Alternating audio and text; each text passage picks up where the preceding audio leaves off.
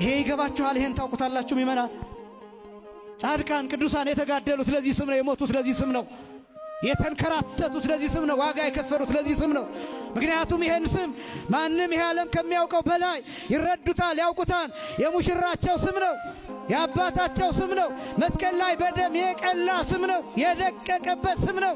መስቀል ተሸክሞ የተደፋበት ስም ነው።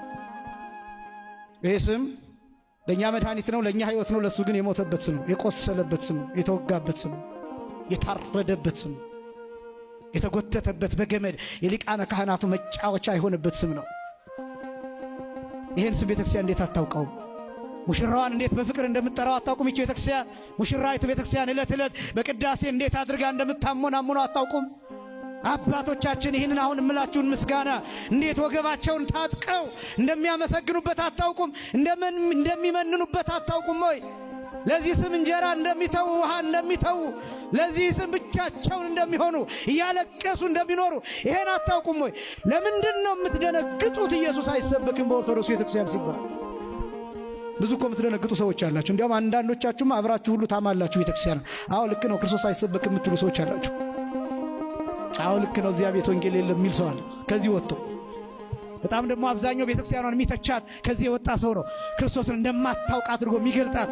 ወዳጄ እንዴት አድርጋ ቅዳሴውን እንዴት እንደ ፊልም እንዴት እንደ ስዕል አድርጋ በአይምሮአችን እንደምትስለው ይሄን አስተውላችሁ ታውቃላችሁ? ስታስቀድሱ ከመጸነሱ ጀምሮ እስከ እርገቱ ድረስ ያለውን እንዴት አድርጋ እንደምትተርከው ይሄን ታስተውሉታላችሁ?